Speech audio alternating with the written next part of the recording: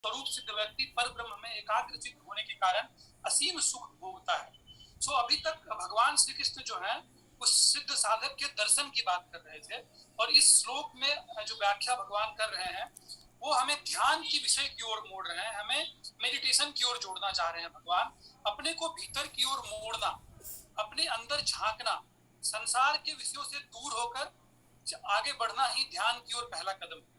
इसके लिए वह भीतर की ओर मुड़ने का कारण बताते हैं। हमारा पूरा जीवन सुख की खोज में लगा है। हालांकि हम अगर अपना आत्मनिरीक्षण करें, सेल्फ इंट्रोस्पेक्शन कहते हैं, करें, तो हमें पता चलता है कि हम जो खुशी इंद्रियों की और वस्तुओं जैसे स्वादिष्ट भोजन या एक आकर्षक फिल्म से जो मिलती है हमें, जो जिसमें हम सुख अपना ढूंढते हैं युवावस्था में या अलग अलग अवस्थाओं में, वह तात्कालिक है, बल्कि क्षण भंगुर है। इसलिए इंद्रिय विषय जो है वो काफी सीमित है।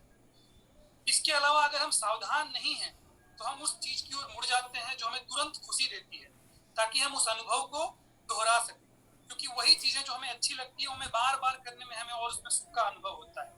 बल्कि सच्चाई तो यह है कि हमें दुख की ओर ले जाता है, जो निरंतर भाष्य और बुद्धि से निर्णय लेने से आता है। जब हम इंद्रियों के विषय तक पहुंच खो देते हैं, लेकिन श्री कृष्ण हमें एक बेहतर विकल्प देते हैं। जो हम कृष्ण भावना भावित होते हैं, जब हम धीरे धीरे इंद्रिय विषयों से दूर हो जाते हैं और शाश्वत सार पर चिंतन करने के लिए अपने भीतर की ओर मुड़ते हैं, अपने अंदर की ओर झांकते हैं और अपने अंदर के उस मार्ग को प्रशस्त करते हैं, तो हम खुशी के स्रोत को अपने अंदर उसमें हम गोता लगा सकते हैं, उसको टैप कर सकते हैं, महसूस कर सकते हैं, उसको अपने अंदर समाहित कर सकते हैं, जो कि इंद्रियों विषयों द्वारा उत्पन्न किसी भी खुशी से कहीं अधिक। इसके अलावा यह आनंद जो है भगवत भक्ति, कृष्ण भावना भावित होना, और जो भक्ति का सार है, यह कभी भी खत्म नहीं होने वाला है, यह अटूट है, क्योंकि यह शाश्वत सार से निकला है जो कि अनंत है। जितने भी वेद हैं उनका अगर आप अध्ययन करें तो वैदिक धर्म ग्रंथ हैं जो बार बार यही दोहराते हैं कि भगवान जो है वो अनंत परम आनंद के महासागर है। जैसे कि तैत्तिरीयोपनिषद में कहा गया है, आनंदो ब्रह्मेति व्यजनात्, अर्थ है कि भगवान को आनंद मानो। इसी तरह श्रीमद् भागवतम के 7वें स्कंद के 6ठे अध्याय के 23वें श्लोक में कहा गया है, केवलानुभवानर स्वरूप परमेश्वर, भगवान का स्वरूप जो है वो वास्तविक आनंद से निर्मित है। और इसी तरह से पद्म पुराण में कहा गया है, आनंद मात्र कर पाद मुखोदर आदि, भगवान के हाथ, पैर, मुख और उदर आदि आनंद से निर्मित है। ऐसे ही रामचरितमानस में एक चौपाई में आता है, जो आनंद सिंधु सखरासी, अर्थात भगवान आनंद और सुख के महासागर है। तो हर एक धर्म ग्रंथ, अगर धार्मिक ग्रंथ को आप देखें, और हम ये सुनते आ रहे हैं कि भगवान की जो भक्ति है, भगवान से जो संबंध है, यह एक अनंत महासागर है। और इस महासागर में जिसने गोता लगा लिया, जिसने सच्चा सुख प्राप्त कर लिया, फिर उसको और कोई सुख, उसके लिए और कुछ रह नहीं जाता, वही सबसे बड़ा सुख है। तो धार्मिक ग्रंथों से लिए गए सारे श्लोक जो इसी बात पे बल देते हैं कि दिव्य आनंद भगवान के परम व्यक्तित्व की प्रकृति है। वो योगी जो अपने इंद्रियों, मन और बुद्धि को भगवान में, तल्लीन शक्ति को भगवान में समाहित कर देते हैं, वो भगवान के सही स्वरूप को पाकर उनमें आनंद चित्त होकर सही आनंद को प्राप्त कर सकते हैं। अगर ऐसे समझें तो परमात्मा के अतिरिक्त जो भी हमारे सुख हैं, जैसे शरीर, इंद्रियां, मन, बुद्धि, ये सब जो है हमेशा काम भाव में और काम सुख में अगर लगी रहती हैं, तो इसीलिए जो है ना, बाह्य स्पर्श स्वशक्तात्मा कहते हैं, बाह्य स्पर्श मतलब बाहरी सुख में लगी होती है।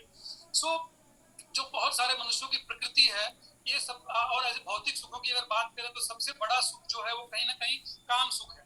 तो जो उस काम सुख में रत रहते हैं उनको वो सही सुख, भगवत भक्ति का सही सुख जो है वो कभी पता नहीं चल पाता, क्योंकि इंद्रियां, मन, बुद्धि ये सारी जो है उन्हीं तरह की भौतिक सुखों में और काम सुखों में लगी रहती है। भौतिक सुख अगर आपके अंदर उसको प्राप्त करने की लालसा है, आकांक्षा है, तो फिर जैसा कहा गया श्लोक में, तात्पर्य में प्रभुपाद बताते हैं कि दोनों एक साथ नहीं हो सकता, या तो आपको वो सुख प्राप्त होगा या फिर भगवत भक्ति और भगवत सुख प्राप्त होगा। सो भक्ति के अनंत सागर में गोता लगाना अगर हो तो भौतिक सुख को छोड़ना पड़ेगा और फिर इससे आसक्ति हटानी पड़ेगी, और पूरी की पूरी आसक्ति, पूरा का पूरा ध्यान जो है वो भगवत सुख और भगवान के साथ लगाना होगा। तो जब तक हमारी बाह्य स्पर्शों में आसक्ति रहती है, जब तक हम मनुष्यों को, और जब तक हमको अपने सही स्वरूप का ज्ञान नहीं होता, अनुभव नहीं होता, तब तक हमारा ध्यान जो होता है वो वही बाह्य स्पर्श वाले सुख में बना रहता है निरंतर हमारा। और जबकि सच्चाई ये है कि जो बाह्य सुख है ये हमेशा निरंतर बदलता रहता है, और हमारी आसक्ति होने के कारण हम सही दृष्टि से इसको देख नहीं पाते, क्योंकि हमें सही सुख का अनुमान नहीं है।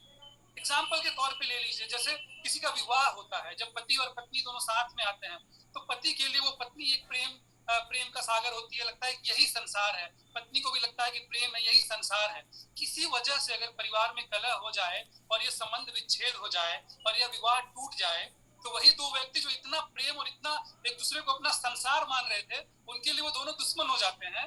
और अगर किसी एक की मान लीजिए कहीं और शादी हो गई, कहीं और विवाह हो गया दूसरी बार, तो फिर उसका संसार भी बदल जाता है। एग्जाम्पल देखिए कैसे बाह्य सुख, बाह्य स्पर्श, बाह्य संसार कैसे बदल रहा है निरंतर। आज जो कार हमें लेने की लालसा है, जिसके ऊपर सवारी करके, जिसमें यात्रा करके हमें अनंत सुख प्राप्त होता है, वही 5 साल 7 साल 8 साल के बाद हमें खटारा लगने लगती है और फिर हम उसको छोड़े कहीं और चले जाते हैं। ऐसे ही हर वस्तु हर पदार्थ को अगर आप देखें तो जिनसे भी हमारी लालसा, अटैचमेंट, आसक्ति हमारी है, ये आने वाले समय में कुछ दिनों में ये खत्म हो जाएगी। और ये क्यों खत्म हो जाएगी? क्योंकि यह जो है सहज नहीं है, यह प्रकृति का ही नियम है कि हम उसके साथ वो निरंतरता तो बना के रख ही नहीं सकते। क्योंकि निरंतरता अगर है तो सिर्फ एक ही संबंध में है, वो है भगवान और भक्त के संबंध में। और यही निरंतरता हमें अगर कहीं ना कहीं दे सकती है तो हमें उस आनंद के सागर में गोता लगवा सकती है। तो पदार्थों को अपरिवर्तनशील मानने से ही सुख मिलता है, लेकिन वास्तव में क्योंकि उन पदार्थों में सुख नहीं है, लेकिन हम उन पदार्थों के परिवर्तनशीलता को हम नहीं समझ पाते, हम नहीं देख पाते, क्योंकि रीजन। लेकिन वास्तव में क्योंकि उन पदार्थों में सुख नहीं है, लेकिन हम उन पदार्थों के परिवर्तनशीलता को हम नहीं समझ पाते, हम नहीं देख पाते, क्योंकि रीजन क्या है? वही आसक्ति, वही अटैचमेंट, जो इंद्रियों को अटैचमेंट हो गया है। एक्चुअली में अगर देखा जाए तो सुख कब मिलता है? सुख मिलता है जब पदार्थों के साथ संबंध विच्छेद होता है। छोटा सा एग्जाम्पल लेते हैं, जब हम सोते हैं, जब हम निद्रा में होते हैं, तो क्या होता है? क्या हमारा किसी भी पदार्थ का कोई अटैचमेंट होता है? क्या आप नींद में महसूस कर पाते हैं कि आपको कितनी ठंडक, कितनी एसी मिल रही है, आपके घर में कितना पैसा है, कितनी बड़ी गाड़ी आपके पास है, कितना और क्या संबंध है आपके परिवार में, आपके लोगों के साथ? नहीं होता है, क्योंकि उस निद्रा में कहीं ना कहीं हमारा पदार्थों के साथ संबंध विच्छेद हो गया होता है। और अगर आप देखें तो हम उस समय एक अलग ही अचेतन अवस्था में होते हैं, और उस समय उसके बाद हम जगते हैं तो उसी समय हमारे अंदर जो बल है, तेज है, सुख है, निश्चिंतता है, या निद्रा में होती है। तो ये क्यों होती है? क्योंकि जब पदार्थ को थोड़ी देर के लिए छोड़ा, तो पदार्थ को के साथ जो अटैचमेंट है, इसको हम जितना जल्दी छोड़ दें उतना जल्दी हमारे लिए भक्ति मार्ग प्रशस्त होता जाएगा, और हमारा परमात्मा के साथ जो संबंध है, जो वास्तविक संबंध है, जो कि राजसिक, तामसिक और सतोगुण से परे है, उस संबंध को अगर हम स्थापित कर पाते हैं, तभी जाकर के हम उस आनंद के सागर में गोता लगा पाएंगे। तो भगवान अनंत परम आनंद के महासागर हैं, और अगर उस भगवान के परम आनंद के महासागर में हमने गोता लगा लिया तो फिर हमको यकीनन किसी और चीज से अटैचमेंट नहीं रह पाएगा। एग्जाम्पल लीजिए ना, आज इतने लोग, ये जो 75-80 या जितने भी लोग 65 लोग अभी जुड़े हुए हैं, कुछ ना कुछ तो रीजन है, कुछ ना कुछ तो कारण है जिसकी वजह से कि आज सोच रहे हैं कि चलो इस क्लास से जुड़े, सत्संग करें। कुछ ना कुछ तो अटैचमेंट है। वो आसक्ति अब कहाँ हो रही है? भगवान की भक्ति में हो रही है। जो आसक्ति पहले किसी और भौतिक पदार्थ में थी और अभी भी है, ऐसा नहीं कर सकता कि हम सब वो सबकी आसक्ति खत्म हो गई भौतिक पदार्थ में, लेकिन कहीं ना कहीं एक रास्ता तो बना है, कहीं ना कहीं एक कृष्ण भावना भावित होने से एक प्रक्रिया तो शुरू हुई है, एक निरंतरता तो बनी है। और अगर यही चीज अगर बनी रहे, अगर इसी मार्ग को प्रशस्त करके हम आगे बढ़ते रहे, तो स्नेह स्नेह धीरे धीरे इस भक्ति में हम जितना डूबते जाएंगे, उसमें आसानी से धीरे धीरे हम जो है इस पदार्थों के साथ अटैचमेंट, जो रिश्तों है उनके साथ अटैचमेंट, और जो भी हमारे इस मटेरियल नेचर है प्रकृति का, उससे डिटैचमेंट जैसे जैसे हमारा होता जाएगा, तो वैसे वैसे इस मेडिटेशन को, इस भगवत भाव को, इस भक्ति को प्राप्त करके हम धीरे धीरे उसमें समाहित होते जाएंगे। और असीम सुख, कहा गया क्या है? पर ब्रह्म में एकाग्रचित होने के कारण असीम सुख भोगता है। और ये असीम सुख यकीनन सबको पता नहीं है। कुछ लोग बोलेंगे कैसी बकवास की बातें हैं, क्या असीम सुख मिलता है? असीम सुख अगर नहीं मिला होता तो इतने सारे संत, इतने सारे लोग जो भक्ति में यहाँ से यहाँ पहुंच गए, श्रील प्रभुपाद इसके एक एग्जाम्पल है, क्यों कर पाए? क्यों यहाँ तक पहुंच पाए, कैसे इतने सारे मंदिर बन गए, कैसे एक इतनी बड़ी संस्था खड़ी हो गई, और कैसे आज हजारों लाखों लोग उसी मार्ग पर चल रहे हैं। कहीं ना कहीं उस असीम सुख को उन्होंने प्राप्त किया। और ऐसे ही बहुत सारे लोग हैं, बहुत सारे लोग हैं जिन्होंने इस असीम सुख को प्राप्त किया है। पर मैं अगर कहूं तो मैं भी इस यात्रा का एक विद्यार्थी हूँ। यकीनन मुझे भी अभी उस असीम सुख की प्राप्ति नहीं हुई है, मैं उस सुख की खोज में हूँ और हम सब उसकी खोज में हैं। पर जिस दिन हमें उस असीम सुख का एक धागा मात्र, एक छोटा सा इंच मात्र भी प्राप्त हो जाएगा, मैं कह सकता हूँ कि हम सब में से जितने भी लोग हैं उन वो सब उस जगह तक पहुंच जाए तो बहुत बड़ी बात होगी। पर जो भी उस जगह तक पहुंच जाते हैं, उस असीम सुख को प्राप्त करते हैं, उसके छंद मात्र को भी प्राप्त करते हैं, तो जीवन बदल जाएगा, जीवन बहुत अलग हो जाएगा। और आइए हम सब मिलकर उसी उसी चीज को खोजते हैं, उसी सुख को प्राप्त करने की आकांक्षा में आगे बढ़ते हैं और देखते हैं कि कैसे हम एकाग्रचित होकर, कृष्ण भावना भावित होकर खुद कैसे हो सकता है, कैसे ये बढ़ सकता है, कैसे कर सकते हैं।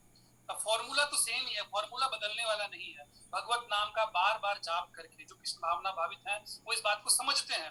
भगवत हरे कृष्ण मंत्र का जपा करके, किसी ने पहले 1 माला शुरू किया, 2 माला शुरू किया, 4 माले में थकते थे, कुछ अभी 16 माले में नहीं थकते, कुछ लोग तो 32 माला कर रहे हैं, कुछ लगता है कि और आगे जाके 50 माला भी कर पाएंगे।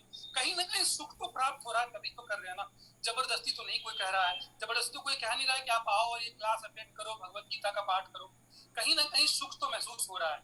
तो उस सुख की खोज में, उस यात्रा में हम सब निकले हुए हैं और भगवान से यही प्रार्थना है कि उस यात्रा पे प्रयत्नशील होकर आगे बढ़ते बढ़ते हम उस असीम सुख को प्राप्त करें और हम सब उस आनंद के सागर में गोता लगवाएं। और भगवान श्री कृष्ण हम सबको बहुत हमारे ऊपर दया करेंगे, इस बात की आकांक्षा है। बस यही समझ में आप प्रभु जी। हरे कृष्णा।